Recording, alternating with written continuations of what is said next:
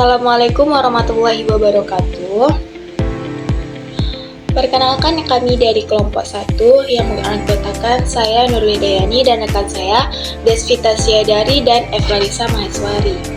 Sebelumnya yang saya hormati Ibu Siti Atifah sebagai dosen pengampu pada mata kuliah Ekonomi Pendidikan dan Kesejahteraan Sosial. Dan kami dari kelompok 1 akan mempresentasikan makalah yang berjudul Human Capital and the Role of the Government in Education.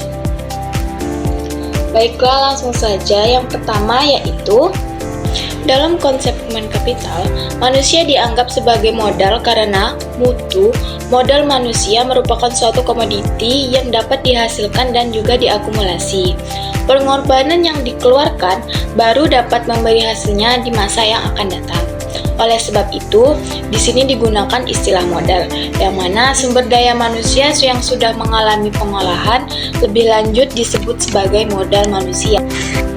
Kemudian, materi yang kedua yaitu identifikasi kesiapan human capital. Dalam identifikasi human capital ini bertujuan supaya dapat mengetahui kesiapan keterampilan individu untuk melakukan pengembangan pada manusia.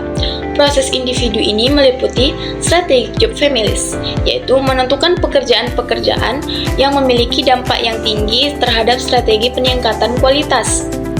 Pengembangan profil kompetens.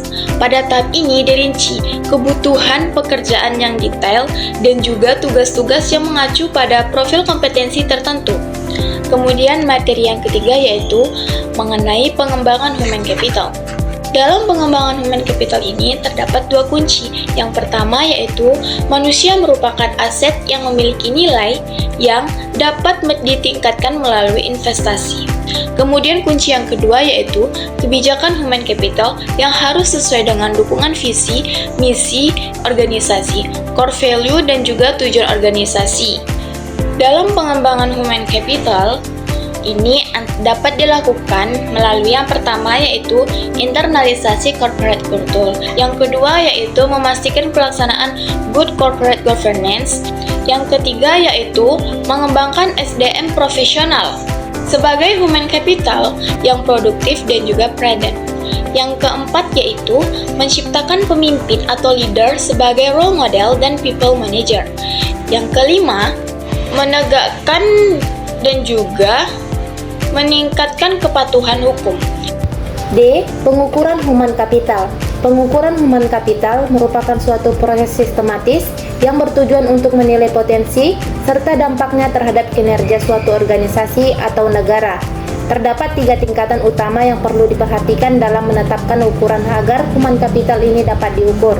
Yang pertama adalah tingkat individual atau mikro.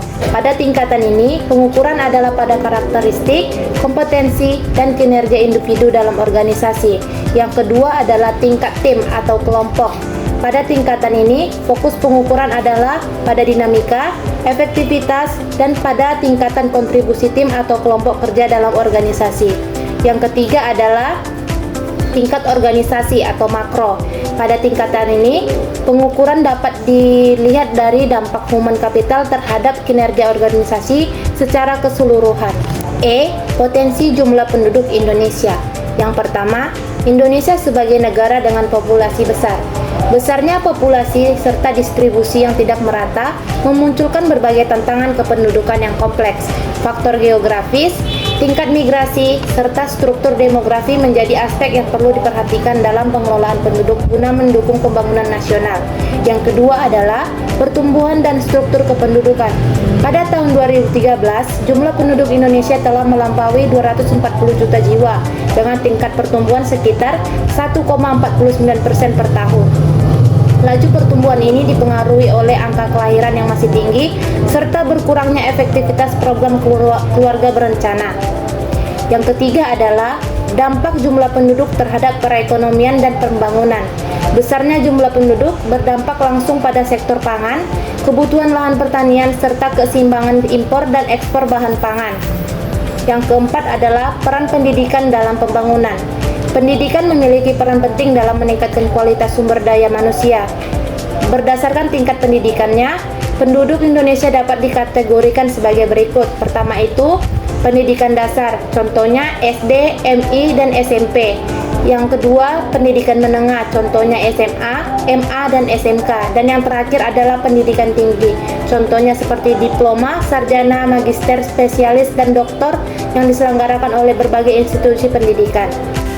Era Indonesia 2025 sampai 2030. Indonesia dengan segala upaya dan berbagai program pembangunannya berusaha untuk melakukan berbagai perubahan serta bangkit menuju kepada tatanan negara maju, di antaranya yang pertama melalui Bappenas. Pemerintah telah mencanangkan visi Indonesia 2025 mencita-citakan terwujudnya Indonesia yang maju dan mandiri, adil dan demokratis, serta aman dan bersatu dalam wadah NKRI. Bahkan hal ini telah menjadi Undang-Undang 17 tahun 2007 tentang Rencana Pembangunan Jangka Panjang Nasional 2005 sampai 2025. Misi pembangunan Indonesia: A. Mewujudkan masyarakat berakhlak mulia, beretika, berbudaya, dan beradab berdasarkan filsafat Pancasila.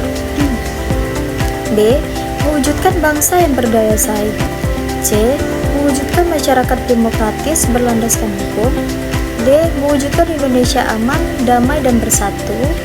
E. Mewujudkan pemerintah pembangunan dan berkeadilan. F. Mewujudkan Indonesia menjadi negara kepulauan yang mandiri, maju, kuat, dan berbasiskan kepentingan nasional. G. Mewujudkan Indonesia berperan penting dalam pergaulan dunia internasional. Yang kedua, Bank Indonesia telah menghasilkan visi 2020 dengan titik berat pada perekonomian Indonesia. Yang ketiga, Kamar Dagang dan Industri Indonesia. Indikator keberhasilan dalam Indonesia 2025 adalah: A. Indikator sosial. B. Indikator kependudukan. C. Indikator ekonomi. D. Sistem dan kelembagaan politik. E. Keadilan dan kemakmuran tercermin pada semua aspek kehidupan. G. Kebijakan peraturan perundang-undangan mendukung pendidikan berdasarkan Undang-Undang Nomor 20 Tahun 2003 tentang Sistem Pendidikan Nasional. Diamanatkan bahwa pemerintah dan pemerintah daerah wajib memberikan layanan dan kemudahan serta menjamin terselenggarakannya pendidikan yang bermutu bagi setiap warga negara tanpa diskriminasi. Bentuk keseriusan pemerintah dan DPR dalam bidang pendidikan tertuang dalam pasal 31 ayat 4 Undang-Undang 1945 Amandemen keempat mengamanatkan bahwa negara memprioritaskan anggaran 18 Siti Nurjana pendidikan sekurang-kurangnya 20% dari APBN serta APBD untuk memenuhi kebutuhan penyelenggaraan pendidikan nasional. Hal ini dikuatkan dengan putusan Mahkamah Konstitusi. Pemerintah harus menyediakan anggaran pendidikan sekurang-kurangnya 20% dari APBN dan APBD untuk memenuhi kebutuhan penyelenggaraan pendidikan nasional. Anggaran pendidikan adalah alokasi anggaran pada fungsi pendidikan yang dianggarkan melalui Kementerian Negara atau lembaga, alokasi anggaran pendidikan melalui transfer ke daerah, dan alokasi anggaran pendidikan melalui pengeluaran pembiayaan, termasuk gaji pendidik, namun tidak termasuk anggaran pendidikan kadinisan untuk membiayai penyelenggaraan pendidikan yang menjadi tanggung jawab pemerintah. Persentase anggaran pendidikan tersebut adalah perbandingan alokasi anggaran pendidikan terhadap total alokasi anggaran belanja negara. Sekian presentasi dari kelompok 1. Bila ada kesalahan mohon dimaafkan. Selamat siang. Terima kasih.